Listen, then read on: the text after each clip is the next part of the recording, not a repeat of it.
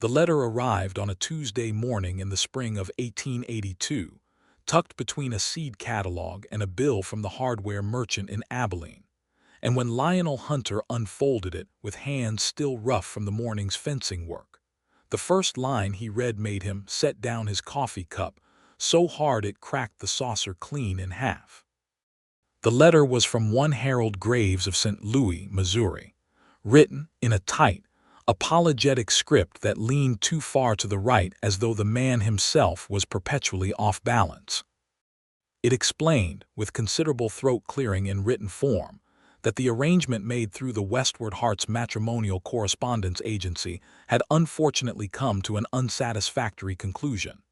His daughter Frances, aged 24, had been sent to the ranch of one Mr. Clement Dorsey of Wichita, Kansas, as per the agreed terms of the matrimonial contract. Mr. Dorsey had found her, after 3 days, to be unsuitable for the role of ranch wife. The reason cited in Mr. Dorsey's letter of return, which Harold Graves had copied word for word as evidence of his own mortification, was that Frances Graves was, in the exact and damning phrase of Clement Dorsey, entirely too willful for a respectable household. She had argued with Mr. Dorsey about the management of his cattle. She had rearranged his kitchen without permission. She had corrected his arithmetic in front of his ranch hands. She had, on the third and final morning, walked his prize stallion out of the stable at 4 in the morning, because she said the animal was distressed and needed exercise, and she had ridden it bareback along the creek line for an hour before anyone knew she was gone. Clement Dorsey had put her back on the eastbound train with her trunk and a curt note. Harold Graves, who had apparently invested considerable money and hope in the Westward Hearts Agency, was writing to inquire whether Lionel Hunter, the agency's second match for his daughter, was still interested in proceeding. He wrote that he understood entirely if Lionel wished to withdraw from the arrangement. He said he would not blame the man one bit. He said Frances was a fine girl really, just perhaps not suited to every temperament, and that Clement Dorsey had perhaps been too rigid in his expectations. Lionel Hunter read the letter twice. He was 31 years old, broad-shouldered, with dark hair that had a tendency to curl at the back of his neck when the weather was humid, and eyes the color of river water in late afternoon, somewhere between brown and green depending on the light. He had built his ranch, the Double H, from a single 160-acre homestead claim into 480 acres of good Kansas grassland over the course of 6 years of relentless, solitary work. He had a house with 4 rooms, a proper kitchen range, a parlor with 2 windows, a barn that didn't leak, and a water pump that functioned every single morning without complaint.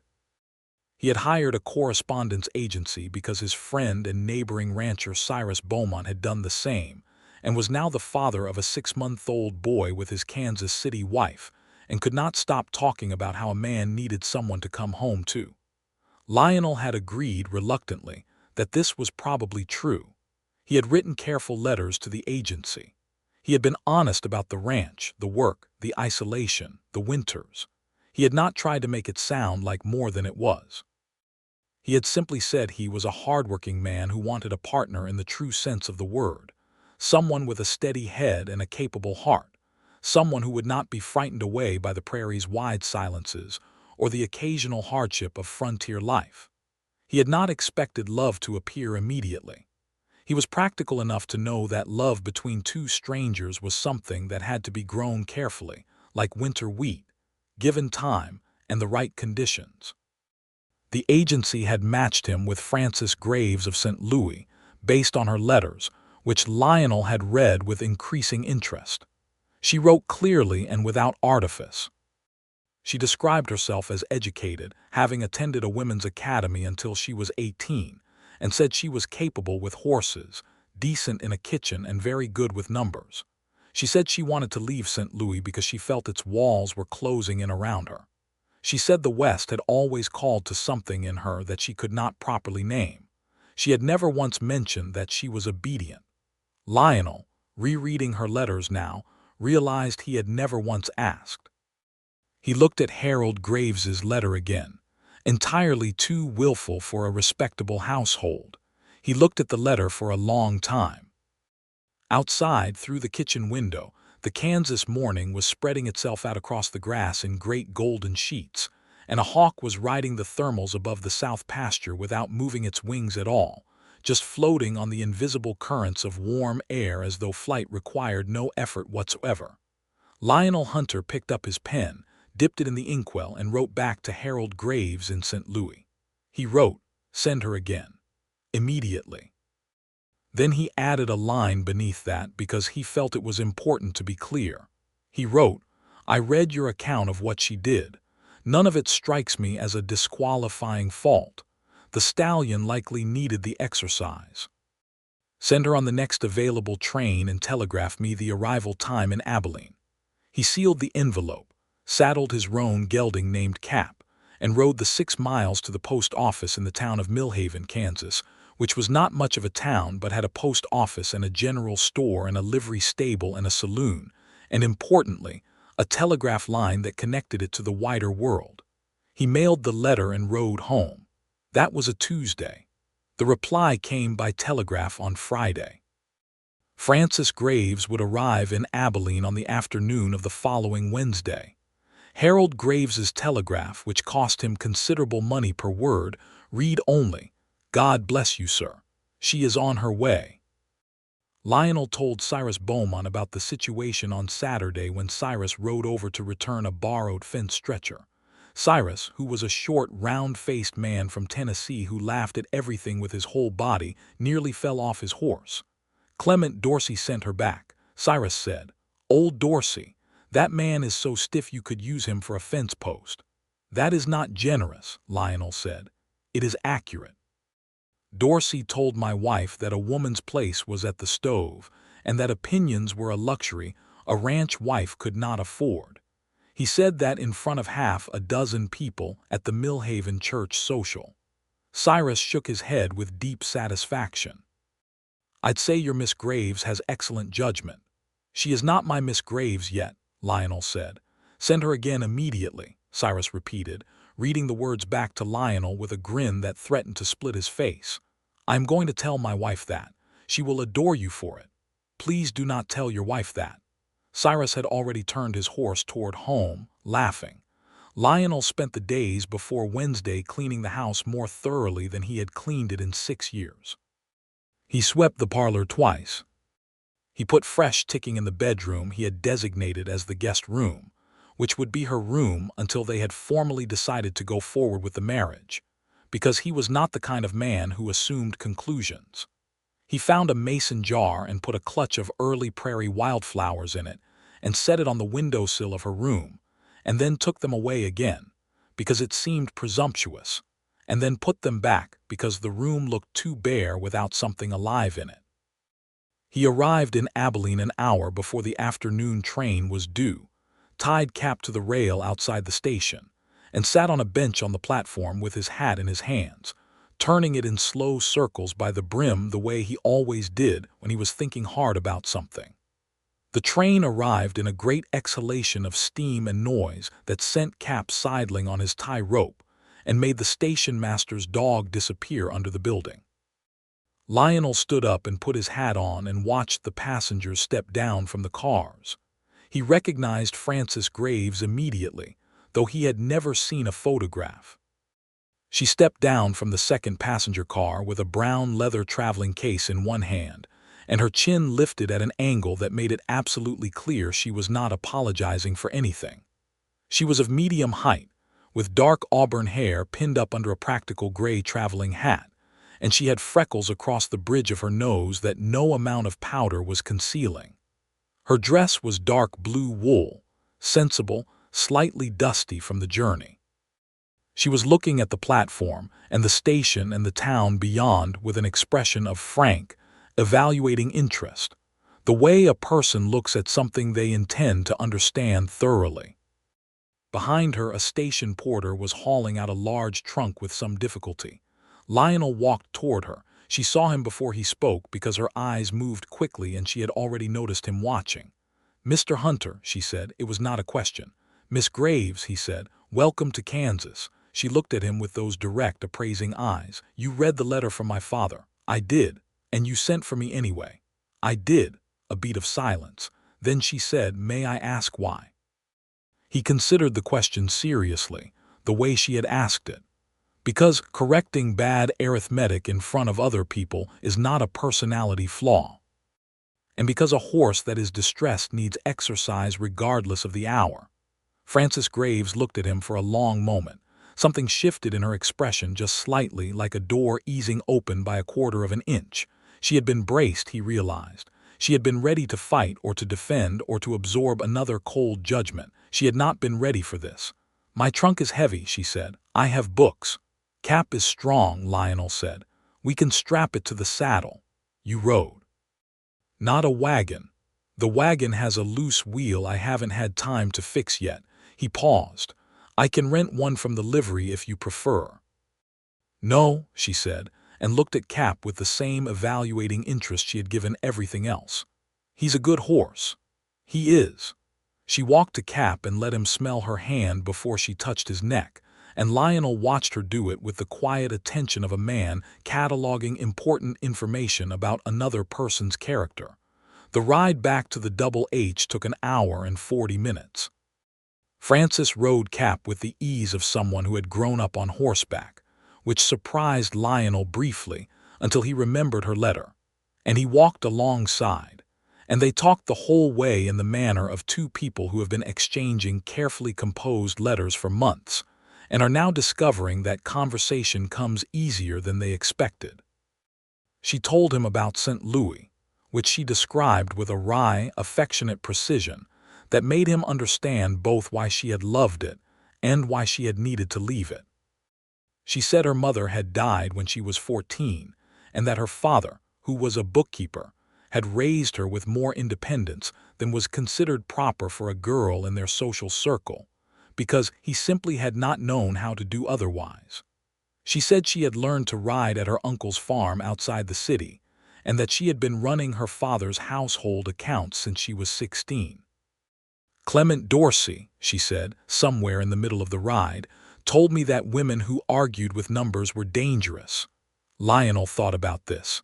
How were his numbers wrong? He was underpaying his cattle buyer by counting the weight wrong. He'd have lost $40 over the season. She paused. "He was not grateful when I pointed this out." "I imagine not. He said it wasn't a woman's concern." $40 is everyone's concern," Lionel said. She glanced at him sideways. There it was again, that slight opening of something in her expression. "Do you mean that?" "I'm a practical man, Miss Graves. $40 is $40. She rode in silence for a moment and then laughed. A short, genuine sound. And it was the first time he'd heard her laugh, and he found himself tucking the sound away somewhere in his memory with the same automatic care with which he stored important things. The Double H came into view as the afternoon light was going golden and long across the grassland. The house was plain but solid, white-painted boards, a proper porch, the barn red behind it, and the pasture beyond full of good Hereford cattle moving slowly toward the water trough. The prairie stretched in every direction to the horizon, enormous and alive with wind. Frances stopped Cap and looked at it all for a long, quiet moment. "It's very large," she said, not afraid, just noting. "The land is." "The house is modest. I don't need a grand house," she said. "I need enough room to think." He showed her the house. She looked at everything with that same frank attention, ran her hand along the kitchen counter, opened the oven door, looked at the water pump with approval. When she saw the mason jar of wildflowers on the windowsill of her room, she stopped in the doorway and stood very still for a moment. "Did you put those there?" she asked. "I did." She did not say anything for a moment. Then she said, "Thank you, Mr. Hunter." "Lionel," he said, "we're not in St. Louis." She turned and looked at him, and this time the door was open a little wider. "Frances," she said. The first week was a careful, mutual negotiation of territory and custom, conducted with the politeness of two people who respected each other enough to take their time. Frances learned the rhythms of the ranch, which were different from what she had expected in some ways, and exactly as expected in others. She was up before Lionel in the mornings, which startled him the first day when he came into the kitchen to find the coffee already made and bacon in the pan. She said she had always risen early. He said he was glad of it, because it was the honest truth. She rode out with him on the third morning to check the east fence line, and he watched her assess the pasture and the cattle with an eye that was quick and informed. She asked questions that were not ignorant questions. She asked about his grazing rotation, and about the creek's reliability through the summer, and about the price he was getting per head in Abilene. He answered everything directly, without simplifying, and she absorbed the information the way ground absorbs water after a dry spell, quickly and completely. On the fifth day, she found an error in his ledger. He had been keeping his accounts in a large green ledger book at the desk in the parlor, and she had asked, on the fourth day, if she might look at it, saying she was simply curious about how the ranch operated economically.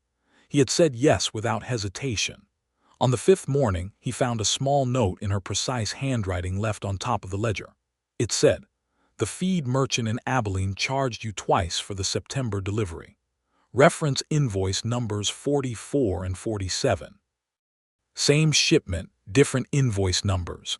You are owed $11.30. He stood in the parlor holding the note for a long time. Then he went to find her. She was in the barn checking the leg wrapping on a young mare that had caught herself on the fence wire the day before. She looked up when he came in and he held up the note.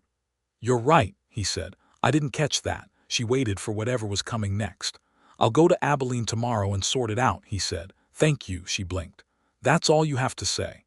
"What else would I say?" "Clement Dorsey," she said carefully, "told me I was deliberately humiliating him." Lionel leaned against the barn door frame and looked at her with quiet steadiness. "Clement Dorsey," he said, "lost $11.30 because he was too proud to be corrected. I'd rather have the $11. Francis laughed again, that short genuine sound, and this time it was warmer, and it lasted longer, and when it faded she looked at him with an expression that had moved well past cautious and was working its way toward something else. That evening they sat on the porch after supper, which had become their habit already after only 5 days, and the sky over the Kansas prairie performed its nightly extravagance of color, going from gold to copper to rose to a deep, transparent violet that made the whole world feel like the inside of a geode. Francis had a cup of tea. Lionel had coffee. The prairie was full of insect sound and the distant lowing of cattle settling for the night. "Can I ask you something?" Francis said. "Yes." "Why did you sign with a matrimonial agency? You don't seem like a man who couldn't find a wife by ordinary means." He thought about how to answer honestly. "Millhaven is small. The women in Millhaven are already married or are 17 years old. I didn't want to ride to Wichita looking for a wife like I was shopping for a plow. The agency seemed more." He searched for the word. "Dignified," she offered. "I was going to say reciprocal, both people choosing, both people writing letters and deciding." She turned her teacup in her hands. "And what did my letters tell you about me? That you were intelligent and direct and that you were hungry for something larger than what you had." He paused. "And that you had never once in any of your letters described yourself as obedient." She was very quiet for a moment. Then she said, "I noticed you never asked. It didn't seem like the most important thing. Most men think it is the most important thing. Most men are impractical." She looked at him for a long moment in the violet evening light, and something in that look made the inside of Lionel's chest feel like the prairie in a spring wind, everything moving at once. "I think," Francis said slowly, "that I would like to stay." He looked at her steadily. "I'm glad to hear it." They sat in silence after that, comfortable silence, the kind that requires nothing to fill it, and the first stars appeared over the Kansas horizon one by one. The formal wedding was arranged for the following month, because there was a circuit preacher named Reverend Abbott who came through Millhaven on the third Saturday of each month, and it seemed wasteful to ride to Wichita when the man was already coming. Francis wrote to her father, and Lionel read the letter after she wrote it because she showed it to him herself, wanting to be transparent about what she was saying. The letter was warm and careful and very slightly triumphant in the way of a woman who has been doubted and has found her footing. Harold Graves wrote back within the week, and his reply made Frances laugh so hard she had to sit down. He had written, "I knew Dorsey was wrong about you. I just needed someone else to know it too." In the weeks between Frances's arrival and the wedding, the Double H underwent a quiet transformation that Lionel noticed and approved of without ceremony. She reorganized the kitchen in a way that made everything more logical, and when she explained her reasoning, he agreed completely and said so. She began helping with the accounts in earnest, and discovered 2 more billing discrepancies and a pattern in the feed costs that suggested a better purchasing strategy through the winter months.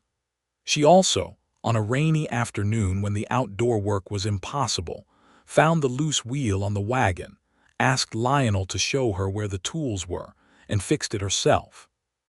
He stood watching her from the barn door while she worked, a lantern hung on the wagon side to give light, her sleeves rolled up and her expression one of fierce, satisfied concentration. "You didn't have to do that," he said. "The wheel was loose," she said, as though this explained everything, which to her it did. He found that he loved that about her, that the world presented problems and she solved them without waiting for permission. He thought about what kind of woman needed permission to fix a wheel, and decided it was not a kind of woman he would have known what to do with. He thought about love, those evenings on the porch.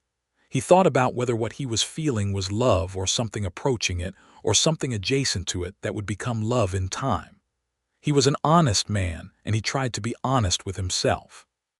He had expected to like her, had hoped to respect her, had thought that warmth might develop with patience. He had not expected to spend the working hours of each day thinking about the sound of her laugh or the way she stood at the kitchen window in the early morning watching the dawn come in across the grass, holding her coffee cup in both hands with an expression of complete undefended pleasure, as though she had finally arrived somewhere she had been traveling toward for a long time. He told Cyrus Beaumont about the wheel, and Cyrus said, "You're in trouble, Lionel." "I know," Lionel said.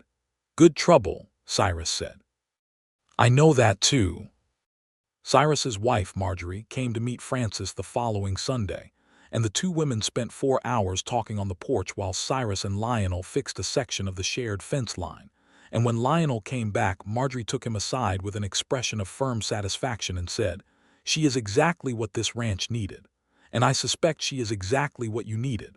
Do not be slow about telling her so." "We're getting married in 3 weeks, Lionel said. "I mean the other thing," Marjorie said. Frances and Lionel had their first argument on a Thursday afternoon, 10 days before the wedding. It was a real argument, not a polite disagreement, and it started because of a man named Russ Talbert. Russ Talbert was a cattle buyer from Wichita who came through the area twice a year, and he arrived at the Double H on that Thursday with the specific intention of renegotiating Lionel's contract for the fall herd. He was a large, pink-faced man in a good coat who smiled constantly in a way that never reached his eyes, and when he came into the yard and saw Frances, he addressed Lionel as though she were not present, which she very much was. Lionel invited them both into the kitchen for coffee and began discussing the contract.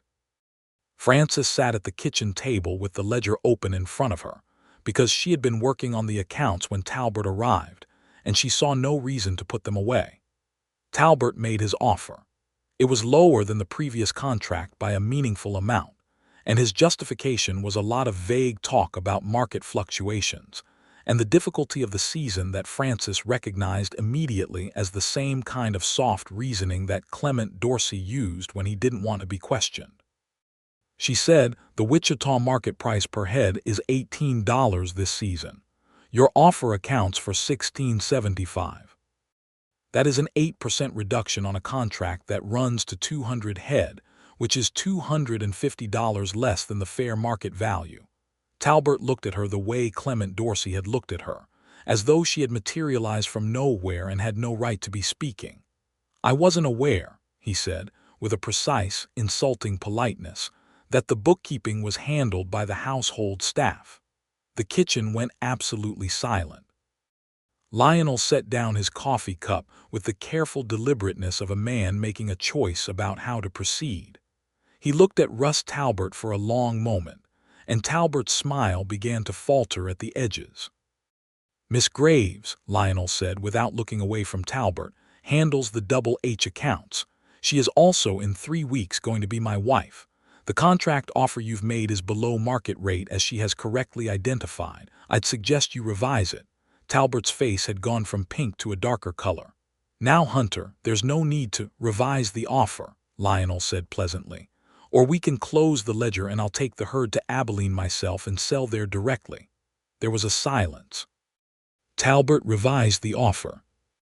He left 20 minutes later with a contract at $17.50 per head, which was not full market value, but was a significant improvement, and Frances watched his wagon roll down the ranch road with her arms folded. The argument happened after Talbot left. Frances said Lionel should have held out for the full $18. Lionel said the relationship with Talbert's company was worth the 50 cents per head in reliable transport and consistent buyer contact. Frances said that was a reasonable point, but that conceding anything to a man who had been deliberately rude was setting a bad precedent. Lionel said that choosing your battles was practical, not weak. Frances said that some battles chose themselves. They argued for 20 minutes. It was the kind of argument that has real content on both sides, where neither person is entirely wrong and neither is entirely right, and where the arguing itself is a kind of getting to know each other that is different from conversation and in its own way more illuminating. At the end of it, Lionel said, "You're not wrong about the precedent. You're not wrong about the relationship," Frances said. "But next season I want the full 18. Next season I'll let you do the negotiating," he said. She looked at him with that expression, the one that was warm and evaluating at once. "You mean that?" "Yes." She sat back down at the table and opened the ledger again. "Good, then make more coffee. I want to finish the quarterly figures." He made the coffee. He stood at the range watching the pot and thought about how different this was from what he had expected, and how completely he preferred the reality to the expectation. And when he brought the coffee to the table and set her cup beside her, and she reached up and briefly, absently, put her hand over his in a gesture of pure unthinking warmth, he stood very still for a moment and felt the whole prairie world tipping gently on its axis. 3 days before the wedding, a situation arose that neither of them had anticipated. A man arrived at the ranch in the early afternoon, traveling on a tired horse, wearing the dust of a long road. His name was Thomas Graves. He was Frances's older brother, 27 years old, and he had ridden 4 days from St. Louis because their father had written him about the situation, and Thomas had decided, on his own authority, that he needed to verify the circumstances of his sister's upcoming marriage to a man he had never met. He was a tallish, serious man with Frances's auburn coloring, and a protective instinct that expressed itself as suspicion. He shook Lionel's hand in the yard and looked at the house and the barn and the pasture with an evaluating eye that reminded Lionel very much of Frances. And then he looked at Lionel himself with the expression of a man who has already prepared several opinions and is waiting to see if any of them need revising. Frances was at the barn when Thomas arrived, checking on the mare's leg, and when she came out and saw her brother standing in the yard, her expression cycled through surprise, exasperation, and genuine pleasure in the space of about 2 seconds. "Thomas," she said. "Frances," he said. They embraced with the slightly awkward warmth of siblings who love each other and don't quite know how to show it easily. Then Thomas looked at her carefully, the way a person looks at someone they've been worried about. "You look well," he said, and he sounded surprised. "I am well," she said. "I'm very well." He looked at Lionel again. "I'd like to talk to Mr. Hunter." "I'll be inside," Frances said, which was not what Thomas had meant, but she went inside and let them be. which Lionel thought was exactly the right thing for her to have done. Thomas and Lionel walked to the south fence together, which was what Lionel did when he needed to think about something, and Thomas was quiet for a while, looking at the land. "My father says you sent for her again after Dorsey sent her back," Thomas said. "That's right." "Why?" "Because I read the letter and the things Dorsey objected to were not faults." Thomas was quiet again. "She's headstrong," he said, "not a criticism, a fact offered carefully." "I know," Lionel said. "She's been that way since she was 8 years old, drove our mother to distraction." A pause. "Our mother loved her for it." "I understand why." Thomas looked at him sideways. "She's not the easiest woman to be married to, I imagine." Lionel considered this seriously. "I think," he said, "that the word easy is overrated in a wife. What I want is capable and honest and someone who will tell me when I'm wrong. She is all three." Thomas was quiet for a long moment, looking out at the grassland where the Hereford cattle moved in their slow, bovine contentment. Then he said, "She wrote to me about you. She doesn't write letters like that." "Like what?" Thomas looked at him with an expression that had lost its suspicion and found something else. "Like she stopped bracing for a blow," he said quietly. "She's been bracing since Dorsey. Since before Dorsey, if I'm honest. Since she was old enough to understand what the world expected from her." Lionel was quiet. "Take care of her," Thomas said. "I intend to," Lionel said, "though I expect she'll do a fair amount of taking care of herself." Thomas laughed, and it was Francis's laugh, the same quick, genuine sound, and Lionel felt something warm and good settle into the afternoon air. Thomas stayed for the wedding and slept on the parlor floor, which he insisted was fine, and probably was because he had the constitution of a man accustomed to difficult conditions.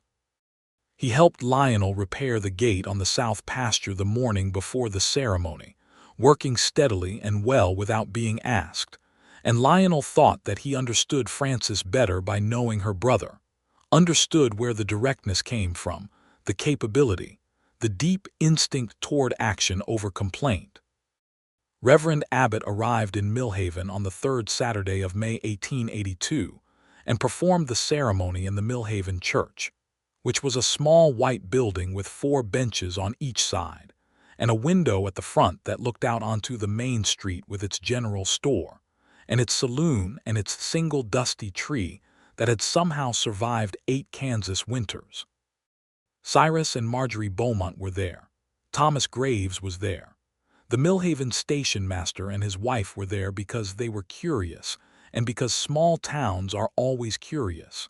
The postmistress, a widow named Mrs. Callie Drum, who had helped Lionel send his letter to Harold Graves, was there because she felt a personal investment in the outcome. Frances wore a dress that was deep green wool, not a traditional wedding dress, because she had not had time to prepare one, and because she thought white was impractical for a ranch wife who would be wearing the dress again afterward, and she was right on both counts. She had put her auburn hair up with a pearl comb that had been her mother's. She carried a small bunch of the same wild prairie flowers that Lionel had put in her room on the first day, and he noticed that and felt the warmth of it settle all the way down to the bottom of his chest. They stood in front of Reverend Abbott, who was a spare, kind man with steel-rimmed spectacles, and said the words. When they came to the part about obedience, Frances said it quietly and without particular emphasis, and Lionel, standing beside her, leaned slightly toward her and said in a low voice, so that only she could hear, "I don't actually require that one." She looked up at him with those river-water eyes, and something in them was entirely unguarded, entirely warm. And she said, equally quietly, "I know." After the ceremony, Cyrus organized a small celebration at the livery stable, which was the largest covered space in Millhaven, and someone produced a fiddle and someone else produced a banjo, and the whole gathering of approximately 14 people danced on the swept earth floor, while the Kansas evening came in blue and gold through the wide stable doors. Thomas Graves danced with Marjorie Beaumont. Mrs. Callie Drum danced with the station master's elderly father, who had appeared from somewhere and was very pleased about it. Cyrus attempted a jig and was not good at it but was enthusiastic, and Marjorie watched him with the expression of a woman who has made her peace with her husband's limitations and loves him for them. Lionel danced with Francis. He was not an accomplished dancer, but he was steady and had a good sense of rhythm, and she fit into the space beside him with an ease that felt like something more than mere physical compatibility, felt like an alignment of deeper things. Her hand was light in his. They were close enough that he could see the pale dusting of freckles across her nose in the lamplight, and she was looking up at him with an expression that was fully open now, the door not just ajar but wide.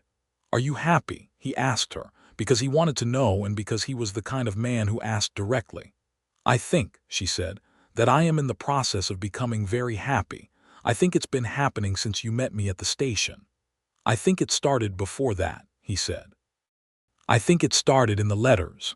She turned her face slightly toward him, close enough now that he could feel the warmth of her. "When I wrote those letters," she said, "I was trying so hard to be truthful without being too much. I was trying to give an honest account without being so honest that I frightened someone off." "You should have been more frightening," he said. "It would have saved you a trip to Wichita." She laughed against his shoulder, warm and real. "I think," she said, "the trip to Wichita was necessary because it brought me here instead." The fiddle played on and the lantern light swung in the stable, and outside the Kansas night stretched out enormous and full of stars, and Lionel Hunter held his wife in the circle of his arms and thought that 6 years of solitary work had built something worth building, and that it had needed this, it had needed her, to become what it was always meant to be. The summer of 1882 was hot but not brutally so, and the Double H thrived. Francis's accounting changes resulted in a measurable improvement in the ranch's operating margins before September. Her negotiation with Russ Talbert, conducted via letter because she refused to have the conversation in person until Talbert had apologized for the household staff comment, which he eventually did, resulted in a contract at $17.75 per head. She told Lionel this with such restrained pride that he had to hide his smile behind his coffee cup. They worked the ranch together in a partnership that was equitable in all the ways that mattered and in none of the ways that convention required. Lionel did not expect Francis to stay at the house while he rode the range. She rode the range with him.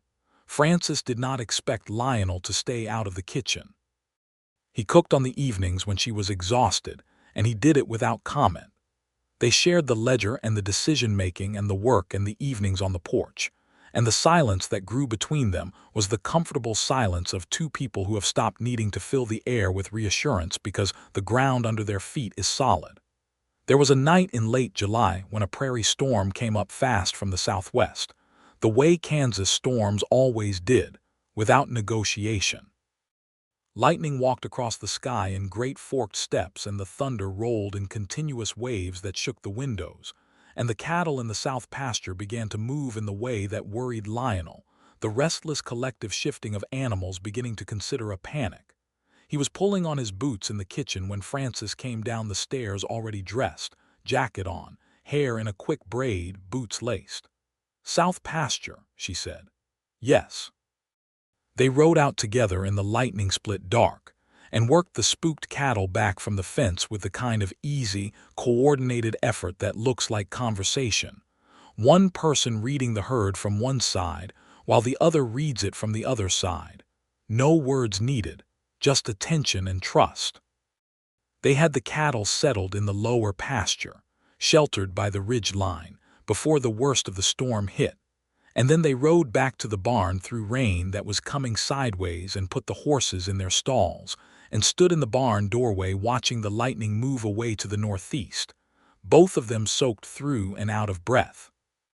Francis turned to him in the lightning-lit dark of the barn doorway, and her expression was vivid and alive and completely uncalculated. The expression of a person who has done something hard and physical and done it well and is lit up from the inside by it.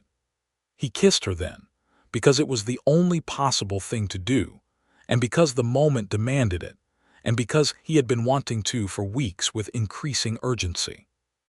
She kissed him back immediately, with the same directness she brought to everything, and the storm hammered the barn roof, and the horses shuffled in their stalls, and everything outside was rain and thunder, and the whole world felt small and warm and entirely sufficient. After a moment she put her forehead against his shoulder. "I was wondering," she said, muffled slightly against his jacket, "when you were going to do that." "I was being cautious," he said. "You are the most cautious man I have ever met," she said. "Is that a complaint?" She lifted her head and looked at him, and the door that had been opening inch by inch since the train station in Abilene was now fully open, and everything behind it was warm and clear and without reservation. "No," she said. "It is not a complaint. In the autumn, Harold Graves came to visit. He arrived on the Abilene train on a Tuesday in October, a small, careful man with the same auburn hair as his children, gone now to gray at the temples, and wire-rimmed spectacles that made him look perpetually surprised. He looked at the double H with the eyes of a man for whom the West was entirely theoretical, and found himself adjusting his theories rapidly. Francis met him at the train with the buckboard which Lionel had fixed properly in August, and drove him out to the ranch, and Harold Graves sat on the buckboard seat and looked at his daughter with the steady, particular attention of a father reassessing his assessment. "You seem different," he said. "I am different," she said. "I'm home." Harold spent 4 days at the double H. He helped Lionel fix a section of fence on the second day, not very expertly but with considerable willingness, and on the third evening he sat on the porch with Lionel while Francis was inside writing letters, and Harold Graves said, "I worried, you know, after Dorsey. I worried that I'd made a mistake sending her west." "You didn't make a mistake," Lionel said. "The mistake was Dorsey," Harold said. "He was the wrong man entirely. I should have known from his letters. They were very rigid letters." "What were my letters like?" Lionel asked. Harold considered. "Steady," he said, "and honest about the difficulty. Most men wrote to the agency in superlatives. You wrote in measurements. Here is what I have, here is what I need, here is what I am prepared to give. That seems like the right approach." "It was the correct approach for Frances," Harold said. "She is a woman who respects honesty above all things because she practices it herself." He paused. "Her mother was the same way. I miss it every day." Lionel looked at the October sky, which was a deep, faultless blue, the kind that only came after the summer heat had finally broken. "She talks about her mother sometimes," he said. "Not with sadness exactly. With continuity," Harold said. "Yes, Frances sees herself in her mother. The capability, the directness. Her mother would have loved the West, I think. She was always too large for our particular corner of St. Louis." On the fourth morning, Harold shook Lionel's hand in the yard before the buckboard took him to the station, and he held the handshake for a moment longer than courtesy required. "Thank you," he said quietly, "for sending that telegram, for reading that letter and deciding what you decided." "She made it easy," Lionel said. Harold smiled, small and genuine. "She makes everything look easy," he said. "That is not the same thing as it being easy." After Harold left, the ranch settled into its autumn rhythms. The fall cattle drive to Abilene was conducted with Frances doing the final accounting on the herd, and when they returned with the proceeds, she sat at the kitchen table with the ledger and the cash, and worked through the numbers with the focused pleasure of a person doing something they were genuinely good at, and the double H's accounts at the end of that first season were better than they had ever been. That winter they read to each other in the evenings. Frances had a considerable quantity of books in her trunk, which had turned out to include several works of natural science and history along with novels, and Lionel discovered that he loved being read to and that he loved reading to her, and that conversation about books was an entirely new kind of conversation he had not experienced before, one that moved in unpredictable directions, and almost always ended with both of them staying up later than they intended. He told her one of those evenings about why he had come to Kansas. He had grown up in Ohio, he said, on a small farm, the second of 4 sons. His father had been a good farmer but a poor businessman, and the farm had been sold for debt when Lionel was 19. He had worked on other men's land for 3 years and saved every dollar with the specific intention of going west and claiming land before all of it was taken. He had arrived in Kansas in 1876 and filed on his homestead claim at 25 and had worked the 6 years since with the single-minded purpose of a man who knows what he wants and will not be deflected from it. "Were you lonely?" she asked. He thought about it honestly. "Not in the way people think of lonely," he said. "The work kept me engaged, but there was," he searched for the word, "a lack. Something that the work couldn't fill." Cyrus was right about that, irritating as he is about it. "What did you think it would be like?" she asked. "When you sent the letters to the agency, what did you imagine?" He looked at the fire in the range for a moment. "I thought I was looking for a practical arrangement," he said. "I thought I was looking for a sensible woman who could manage a household and who would not mind the isolation. I thought it would be adequate, comfortable. And instead," she said quietly. He looked at her across the table in the lamplight, with her book open and her auburn hair down for the evening, and her expression open and curious and warm. "And instead," he said, "I found out that I had been setting my sights considerably too low." She looked at him for a long moment, and something in the lamplight moved across her face like the shadow of a passing cloud, only softer. Then she reached across the table and took his hand, and held it, and they sat like that for a while in the winter quiet of the Double H, with the wind moving out across the dark Kansas grassland and the lamp burning low and everything outside and inside the house entirely at peace.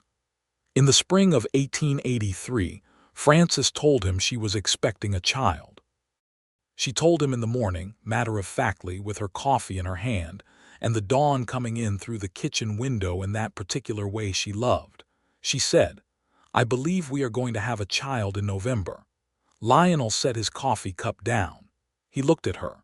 She was watching him with a carefully neutral expression that was, he had learned, the expression she wore when she was attempting to manage uncertainty. He crossed the kitchen in 3 steps and put his arms around her and held her, and she exhaled against his shoulder with a sound that was not quite a laugh and not quite a sigh but something in between, something that was relief and joy and the quiet satisfaction of a life that was turning out to be exactly what she had dared to hope. "A November child," he said. "The timing is inconvenient for the ranch," she said, muffled against his shirt. "The timing is perfect," he said. "The roundup is in October. Cyrus and his boys can handle the roundup." She pulled back and looked at him. "Cyrus's boys are 12 and 9. Cyrus himself, then. He owes me considerable labor for the fence work I did for him in August." She shook her head, but she was smiling, the full warm smile that was different from all her other expressions, the one that was entirely unguarded. "I don't intend to stop working," she said. "I know," he said. "I wouldn't suggest it. I just want that to be understood." "Frances," he said, "when have I ever suggested you stop working?" She considered. "Never," she admitted. "Then trust the pattern," he said. She leaned back against him. "All right," she said, "all right." Marjorie Beaumont, when she heard the news, came to the Double H within 48 hours with 3 jars of preserved peaches, a quantity of flannel cloth, and opinions about everything. She and Frances spent an entire afternoon in the kitchen, while Lionel found reasons to be in the barn. He could hear them through the open window, their voices rising and falling in the alternating rhythm of women who have found a subject they are both expert in and are enjoying the expertise. That summer was full. The ranch work did not slow because Frances was pregnant. It simply adapted, and Frances adapted with it, writing less in the later months, and taking on more of the accounting and correspondence and planning work that was equally necessary to the operation of the Double H. She organized the first real record-keeping system the ranch had ever had, with separate ledgers for cattle, feed, equipment, and personnel, and a forward projection table that allowed them to plan 2 seasons ahead instead of reacting to each season as it came. Lionel looked at the system she built and thought that this alone, independent of everything else, was worth more to the ranch than any single purchase he had ever made. He told her so, and she said, "Good. Now come look at the feed projections for winter. I think we're underbuying." She was right. They were underbuying. He placed a larger order. The roundup in October was conducted with Cyrus Beaumont's help, and the help of 3 hired hands from Millhaven, because Lionel had listened to Francis's sensible point that 12-year-old boys were not adequate ranch hands. The herd went to Abilene and returned as money in the account, and Francis tallied it all and reported the result with the quiet, deep satisfaction of someone watching a plan come to fruition. Their son was born on the 8th of November, 1883. He arrived on a Tuesday morning, just as the first real frost was whitening the grass outside the bedroom window, and he was loud from the first moment in the way that suggested he would always take up the exact amount of space he was entitled to without apology. The doctor from Millhaven had come the evening before and stayed the night, sleeping in the parlor with considerable patience. Marjorie Beaumont was there. Lionel was in the kitchen for the actual birth, which was where the doctor directed him, and he sat at the kitchen table with his coffee untouched and his hands flat on the table, and listened to the sounds from the bedroom with every nerve in his body aligned toward that one room. When Marjorie opened the kitchen door and said, "A boy, and they're both fine, you can come in," Lionel was through the door before she finished the sentence. Francis was propped against the pillows with that particular exhausted radiance that belongs to women in the immediate aftermath of birth, and she had the baby in her arms, wrapped in Marjorie's flannel cloth, and she looked up at Lionel when he came in with an expression that was simultaneously the most tired and the most complete he had ever seen on her face. He sat on the edge of the bed and looked at his son, who was red-faced and serious and had a remarkable amount of dark hair for someone 11 hours old. "He looks like you," Francis said. "He looks like a very new person," Lionel said. "He hasn't settled yet." She laughed, that warm, genuine sound, softened by exhaustion. "Thomas," she said. "I'd like to name him Thomas, for her brother, for the man who had ridden 4 days to make sure she was all right." "Thomas Hunter," Lionel said. "Yes." He wrote to Harold Graves and to Thomas Graves the same afternoon 2 letters that said more or less the same thing. "You have a grandson and a nephew. He is loud and has good lungs, and Francis is well and strong. Come when you can." Thomas Graves came in December, and Harold came in February, and they both held the baby with the careful, slightly terrified expressions of men who were not accustomed to holding infants, and Thomas Hunter regarded both of them with the grave, evaluating stare of a baby, determining whether the world could be trusted. The years that followed were full years. They were not without difficulty, because the 1880s on the Kansas plains were not without difficulty. There was a dry summer in 1885 that tested every rancher in the county, and required Lionel and Francis to make careful, hard decisions about the herd size that were right decisions but not easy ones. There was a hard winter in 1886 that killed several head of cattle and required the kind of sustained, exhausting effort to keep the rest alive that left both of them worn down to something essential and close to the bone. There was a dispute with a neighboring landowner about a water source that required a lawyer from Wichita and 6 months of anxious waiting for a resolution, and Francis handled the legal correspondence with a precision and a ferocity that made the Wichita lawyer write to Lionel separately to say, with evident admiration, that Mrs. Hunter was one of the most capable correspondents he had encountered in 20 years of practice. They won the water dispute. Through all of it, the partnership deepened, and the love that had begun as careful mutual respect and grown into genuine warmth became something else entirely, became the kind of love that is built from 10,000 small moments of choosing each other, the daily act of turning toward instead of away, of telling the truth when it would be easier not to, of staying present in the difficulty instead of retreating from it.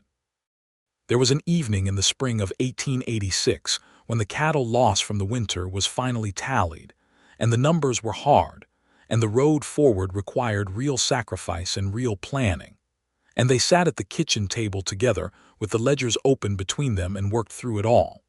And at the end of 2 hours, they had a plan that was honest about its difficulty and realistic about its timelines. And Frances closed the ledger and put her hand over Lionel's on the table. "We'll be all right," she said. "I know," he said.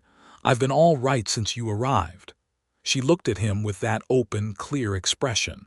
"That is the most romantic thing you have ever said to me." "I meant it practically," he said. "I know you did," she said. "That's what makes it romantic." Their daughter, Clara, was born in July of 1886, during a stretch of heat so fierce that the grassland shimmered at midday like the surface of a lake. She arrived 2 weeks earlier than expected, which meant the doctor from Millhaven almost did not make it in time, but Marjorie Beaumont, who had become as constant a presence at the Double H during any pregnancy as the doctor himself, was already there and was entirely calm throughout, which helped considerably.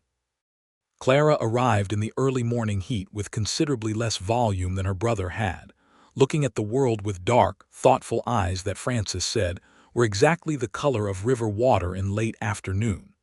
Thomas Hunter, who was 2 years old and had strong opinions about most things, inspected his sister with the grave, scientific interest of a small person encountering a new category of phenomenon. He announced, after considerable study, that she was small. This was accurate. He did not say it was a problem. Harold Graves made his annual visit that autumn and held Clara with considerably more confidence than he had held Thomas, being now a practiced grandfather, and told Frances that the baby looked exactly like her mother at that age. Frances took Clara back from him and held the baby close for a moment, and Harold looked at his daughter in the good autumn light of the Double H porch, with her husband beside her and her son on the porch steps playing with a set of wooden blocks that Lionel had made him, and he said very quietly, "Your mother would have loved this." "I know," Frances said. "I think about that." "She would have loved him too," Harold said, looking at Lionel. Lionel, who had heard this, looked at Harold with a quiet directness. "I would have liked to know her," he said. Harold nodded, something moving in his expression. "She would have said about you exactly what Frances said in her letters," he said, "that you are the first person she has met who does not require her to be less than she is." The ranch continued to grow. Lionel bought another 80 acres to the north in 1887, extending the Double H's grazing land to the creek line, and Frances managed the additional cost with the same steady, forward-looking attention she brought to everything. They hired 2 permanent ranch hands, brothers named Cal and Pete Mosher from a town north of Abilene, good workers, quiet, competent men who understood the rhythms of the place quickly and fit themselves into it without disruption. Thomas Hunter, who was growing fast and had his father's steady temperament and his mother's quick intelligence, began following Lionel around the ranch with serious, purposeful attention at the age of 4.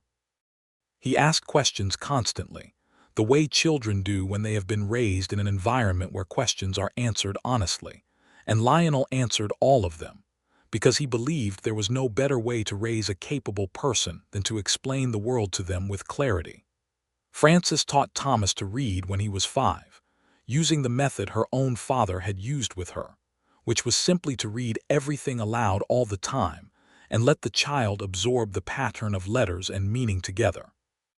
By 6, Thomas could read independently and did so with great satisfaction, working his way through Frances's considerable collection of books with a systematic thoroughness that reminded Lionel of Frances herself.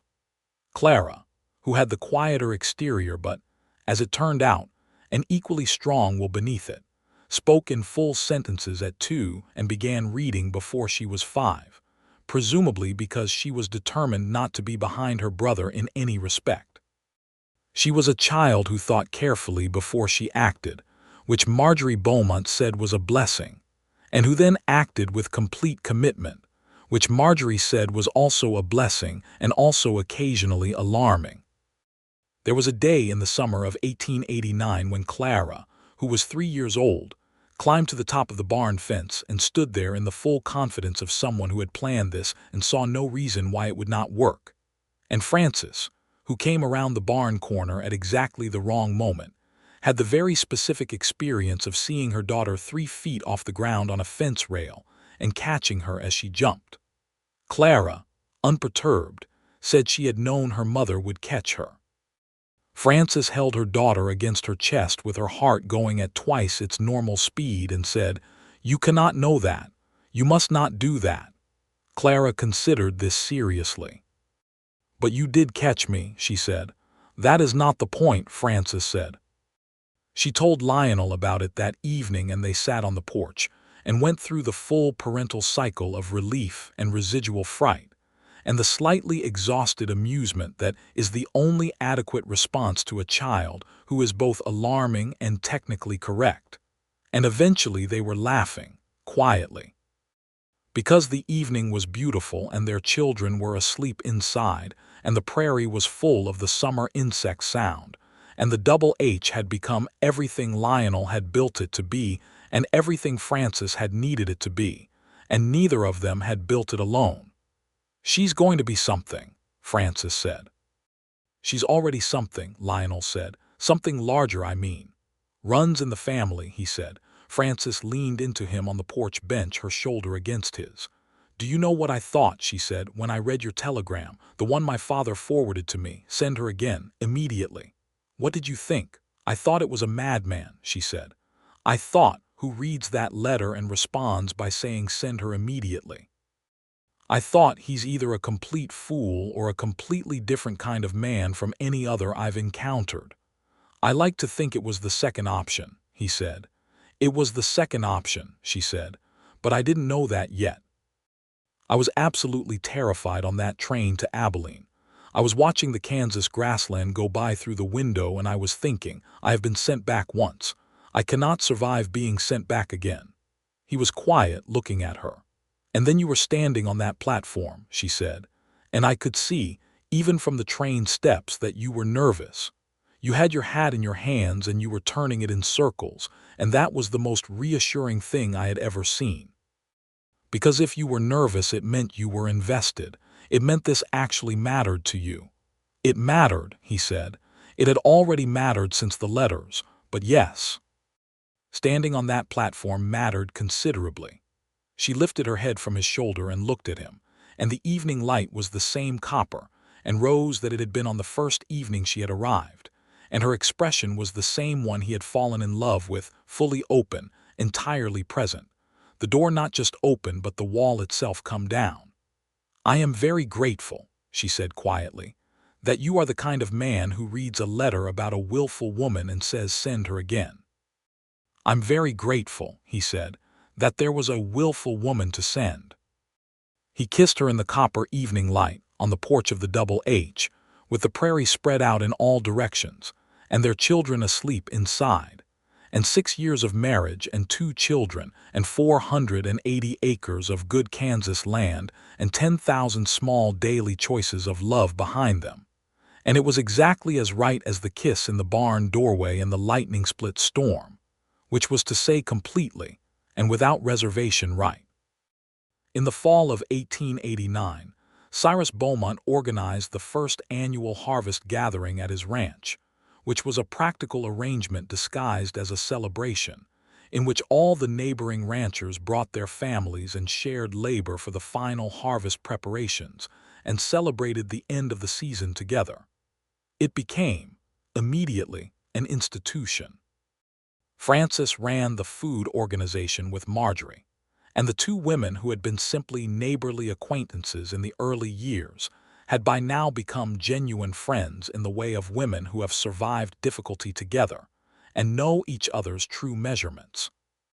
Russ Talbert came to the Double H in October of that year for the fall contract negotiation, and this time Frances conducted the meeting from the beginning, sitting at the kitchen table with the ledger and the market reports and a cup of coffee. And Talbert, who had spent 7 years adjusting to the reality of Frances Hunter, sat across from her with the resigned expression of a man who has learned that fighting the tide is expensive.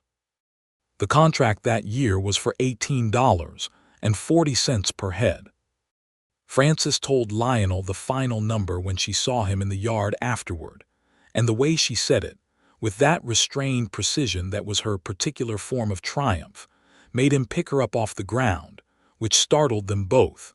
And she laughed the full, warm laugh against his shoulder. And Cal Mosher, who was coming out of the barn at that exact moment, turned promptly around and went back in again with the tact of a good employee. Thomas Hunter was named for his uncle, but he was very much his father's son in temperament, steady and patient and observant.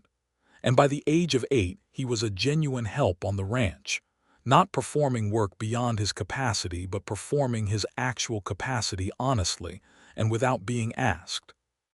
He rode Cap's successor, a gray mare named Silver that Francis had traded for at the Millhaven livery in the spring of 1887, with the same ease his mother had ridden Cap from Abilene, and he had his father's instinct for the cattle, the quiet, steady attentiveness that understood herd movement and animal behavior without needing to be taught it in words. Clara was a different kind of capable. She was the one who sat at the kitchen table while Francis worked on the accounts and asked about the numbers, not satisfied with a simple answer, wanting to understand the system. At 4, she could count. At 5, she could add. At 6, she was working with simple multiplication and asking why the feed costs varied by season. Francis answered every question with the full answer, and Lionel, watching from the doorway, thought of Harold Graves raising Francis alone after her mother died, answering questions and building a capable person, and felt the full continuity of that, the way things carried forward. Millhaven grew during the late 1880s and into the 1890s.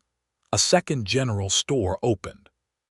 A proper schoolhouse was built in 1888, and both Thomas and Clara attended from the time they were old enough, riding the 6 miles together on Silver in the mornings and back in the afternoons.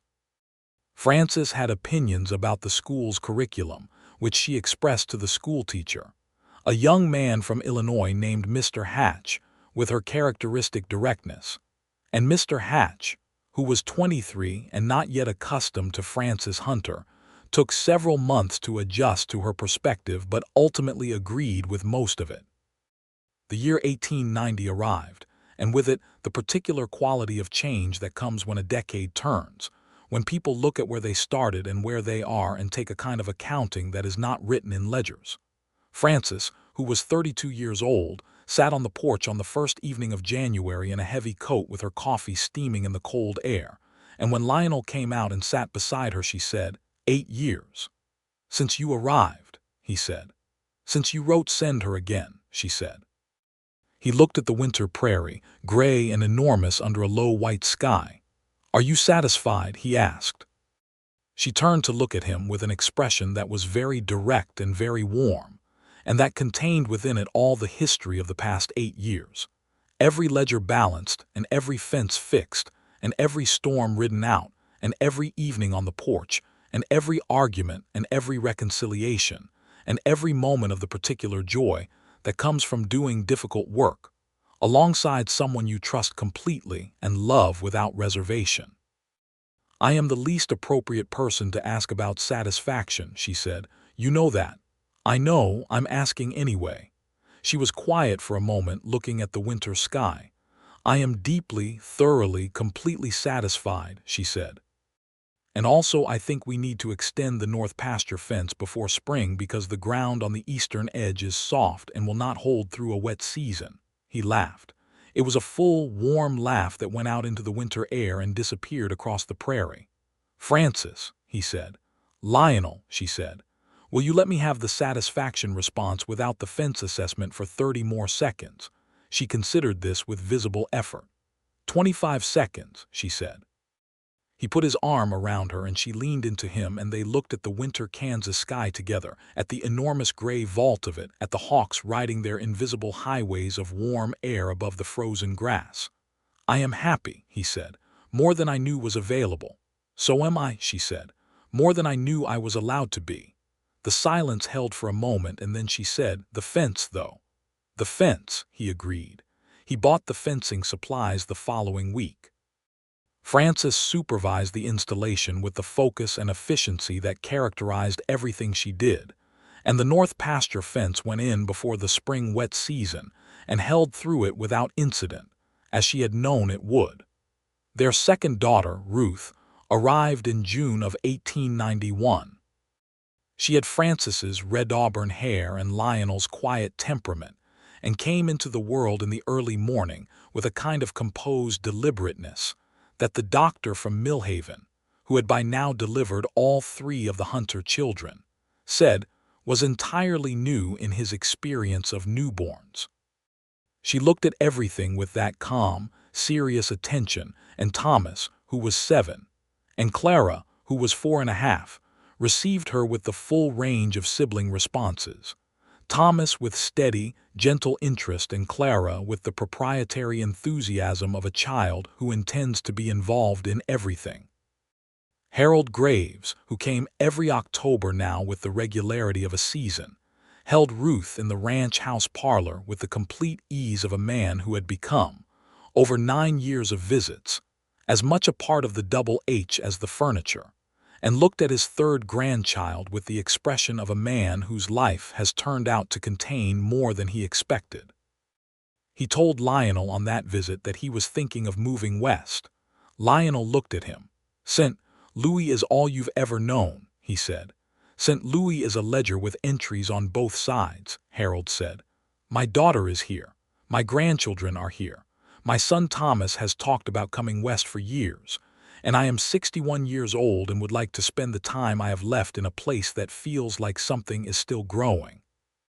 Lionel told Frances, and Frances went very still for a moment, and then she said, "You did not try to talk him out of it." "No," Lionel said, "because you think it's a good idea." "Because I think it's his decision," Lionel said. "And because, yes, it is a good idea. The town needs a bookkeeper. Millhaven's accounts are a disaster. I've seen the numbers." She looked at him for a long moment. Then she said, "Will you find him somewhere suitable in town to live?" "Already thought about it," he said. "The house next to Mrs. Drum's has been empty since the spring." She put her hands on either side of his face, the same way she sometimes did with the children when she wanted their full attention for something important, and looked at him straight. "Lionel Hunter," she said, "you are a good man."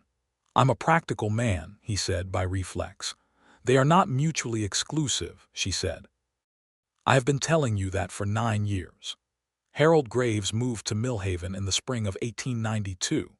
He took up residence in the small house on the main street, exactly as Lionel had arranged, and within 3 months he was handling the books for 4 of the town's businesses, including the general store, whose owner told Cyrus Beaumont that he had been losing $50 a year to a billing error he had never identified, and that Harold Graves had found it in 2 days.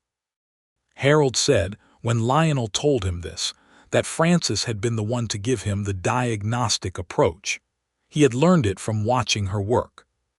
Thomas Graves, true to his long-time talk, arrived in Kansas the following spring, 1893. He was 38 years old by then, unmarried, and he came with no particular plan except that his sister was here and his father was here, and the rest of his reasons for staying in Missouri had evaporated one by one. He found work on a cattle operation outside Abilene within 2 weeks, and within a year had become its foreman, because he was the kind of man who was good at managing both animals and people, steady and clear-eyed, and without ego about it. At the harvest gathering of 1893, which had become a genuine community event drawing 20 families and lasting 2 full days, Thomas Graves met a widow named Helena Ross, who had been running her late husband's small farm outside Millhaven for 3 years on her own, and had opinions about crop rotation that Thomas found immediately interesting. They talked for 3 hours at the harvest gathering, and Thomas rode out to the Ross farm the following week, ostensibly to look at a fence that needed work but transparently for other reasons. And Frances watched this development with the satisfied expression of a woman who recognizes a pattern she knows well. She told Lionel about it one evening, and he said, "Good, he's been alone too long." I told him the same thing, Frances said. What did he say? He said he'd been waiting for the right place, she said. The same thing he said about Kansas. Thomas Graves and Helena Ross were married the following spring in the Millhaven Church, with Reverend Abbott presiding, as he had presided over Frances and Lionel's wedding 12 years before. He was older now, the Reverend, and slower, but still precise in his ceremony. The gathering afterward was held at the Double H, because the Double H had the most space, and because Frances insisted, and it was a celebration that ran from the afternoon well into the evening with the fiddle and the dancing and the lantern light that Millhaven had always done well. Thomas and Helena settled on a piece of land north of town, 12 miles from the Double H, and the two families developed the easy, close relationship of people who chose each other and are glad of the choice. Helena was a quiet, capable woman who had survived considerable difficulty with remarkable steadiness, and she and Frances liked each other immediately in the way of two women who recognized the same quality in each other, the quality of having built themselves from the inside out rather than being shaped by someone else's expectations. Thomas Hunter was 13 in 1896 and already fully invested in the ranch work, moving between school and the Double H with a purposeful ease that made it clear where his future lay. He had his father's instinct for cattle and his mother's instinct for the business of it, and when Frances sat down with the fall accounts, he sat beside her and followed the ledger with a focus that was not compulsory but genuine. Clara was 10 and still asking why about everything, and Mr. Hatch, who had now been the Millhaven schoolteacher for 8 years and had fully adjusted to the Hunter family approach to questions, had told Frances privately that Clara Hunter was the most intellectually demanding student he had ever taught, and that it was entirely a compliment. Clara had already decided, without asking anyone's permission, that she intended to go to a women's college, a decision she announced at the supper table with the same tone of stating a settled fact that her mother used. Lionel looked at Frances. Frances looked at Lionel. "We'll discuss the logistics when the time comes," Lionel said. "I have already started investigating," Clara said.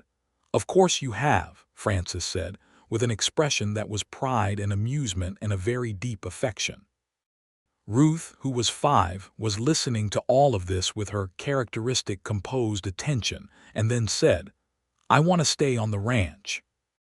This was said with the same settled conviction as Clara's announcement, just in the opposite direction, and both Lionel and Frances looked at their youngest child and felt the same warm, uncomplicated pleasure of two people who have raised children who know their own minds. The Double H in the late 1890s was a well-run, prosperous operation. Lionel was 47, Frances 40, and they worked the ranch together with the efficiency of a long-established partnership that had found its perfect distribution of labor and responsibility, each person doing what they were best at, nothing ignored, nothing resented. There was a morning in the autumn of 1897, one of those October mornings that Kansas does to absolute perfection, when the air was cold, and the sky was the faultless deep blue of high autumn, and the grassland was its own kind of gold, different from the summer gold, more serious, more final, and Lionel came out of the barn to find Frances standing in the yard with a cup of coffee in both hands, looking at the prairie with the same expression he had first seen in her that morning in the kitchen before they were even married, the expression of complete, undefended pleasure of a person who has arrived somewhere they were always meant to be. He stood and watched her for a moment without speaking. She heard him and turned, and when she saw his expression, which was the expression of a man watching the thing he loves most in the world and knowing it fully, she smiled, and it was the full, warm, genuine smile that he had been cataloging since the first day, the one that had never lost its particular quality of being entirely hers. "What are you thinking?" she asked.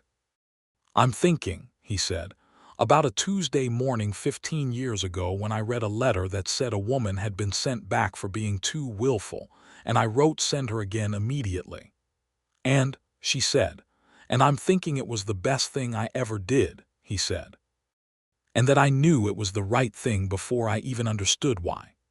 She walked across the yard to him, unhurried, through the golden autumn morning, and stood in front of him close, with her coffee still in both hands and the prairie wind moving through the auburn hair that had, over the years, acquired a thread of silver here and there that she wore as unself-consciously as everything else about herself. "You knew," she said, "because you were the first person who read that letter and thought Willful was a reason to say yes instead of a reason to say no. Willful means capable and clear about it," he said. "That was always what I needed." "You needed someone to tell you when your feed merchant was overcharging you," she said. "I needed someone to tell me when I was wrong," he said, "about anything, everything." She tilted her head slightly and her expression was entirely warm and clear. "You are almost never wrong," she said. "I'm wrong about things regularly," he said. "You have a running list." "A short list," she said. "Very short, 3 items. I thought it was 5. I revised it downward in 1894, she said. "You handled the water dispute well. It offset 2 earlier items."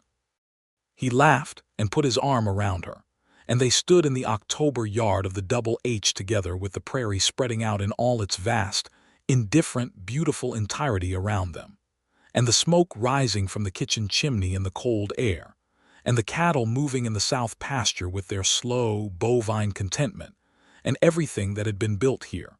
The land and the house and the work and the children and the years, all of it theirs together.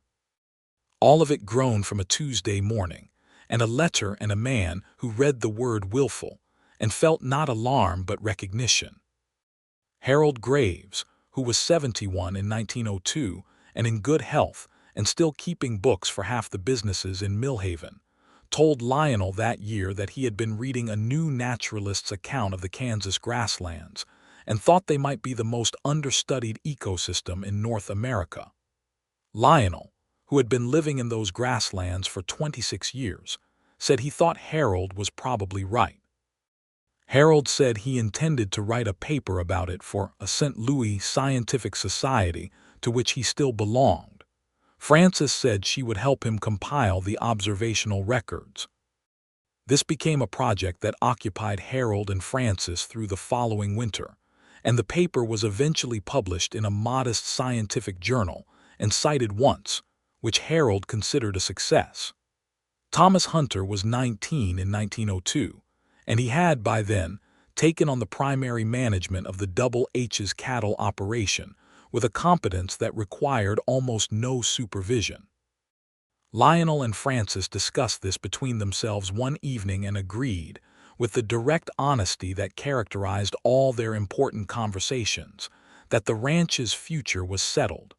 Thomas knew what he was doing.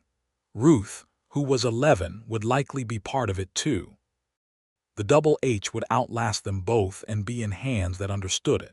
Clara was 16 in 1902 and had already written to 2 women's colleges in the East.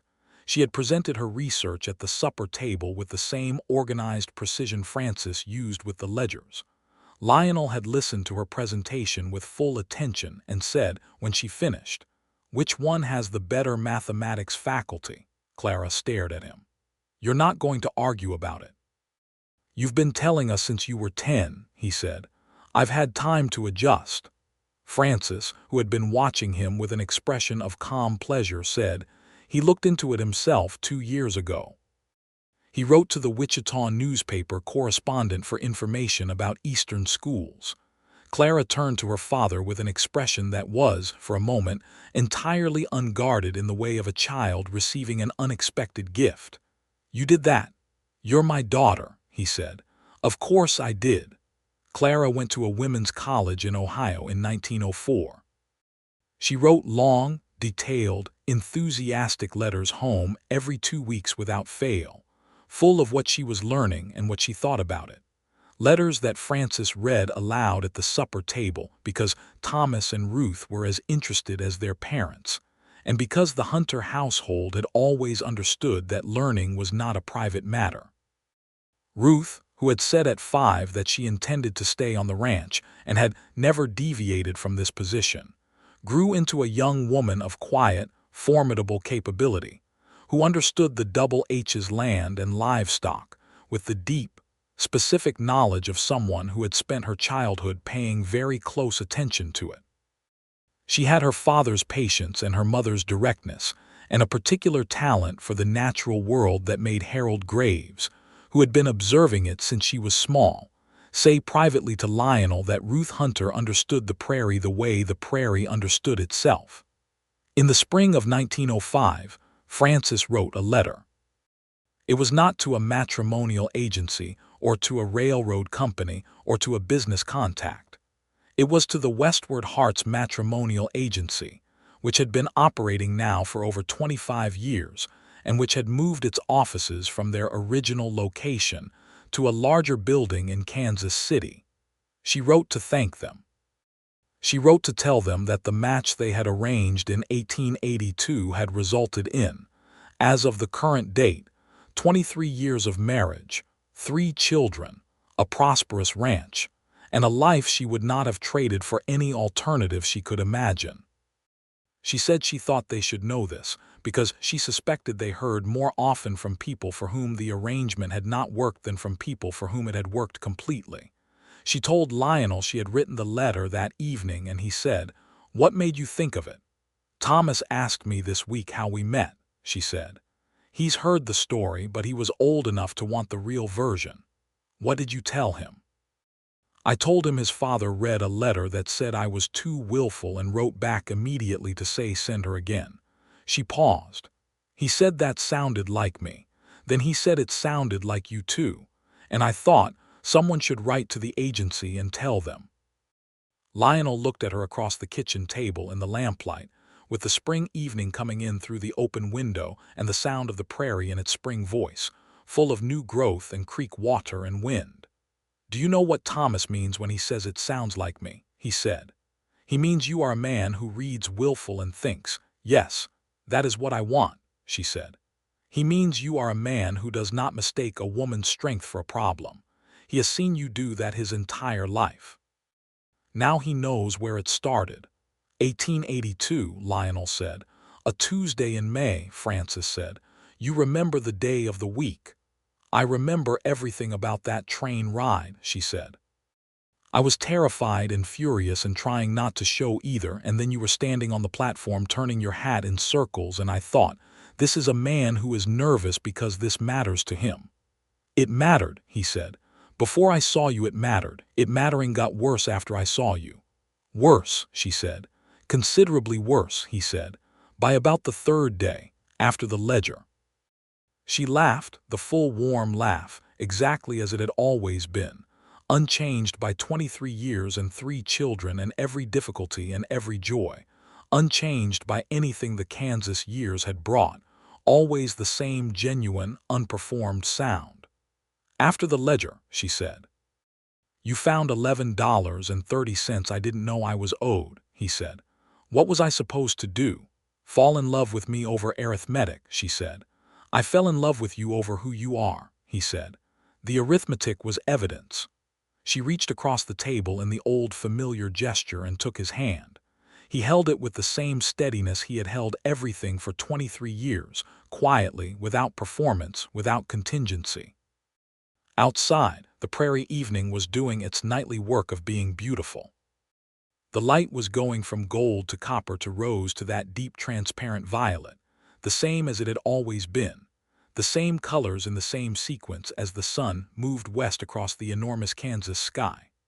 The double H sat in the middle of it all, solid and real and full, the barns and the pastures and the house with its 4 rooms and its kitchen range and its 2 windows in the parlor, and the water pump that still worked every single morning without complaint. The porch had acquired a swing at some point in the 1890s. Lionel had built it on a winter afternoon because Frances had mentioned once that she had always wanted a porch swing, and they sat in it that evening as they had sat on the porch bench for 23 years, shoulders together, the prairie going dark around them, the first stars arriving one by one. Thomas was in the barn doing the evening check on the horses with the same quiet thoroughness his father had always brought to it. Ruth was in the kitchen, having offered to do the supper dishes, working with the efficient competence she brought to every task. Clara's most recent letter was on the kitchen table, 3 pages of close, enthusiastic writing about an advanced mathematics course she was taking, and a professor who had told her she had, in his exact words, a genuinely original mathematical mind. Frances had read that letter 4 times.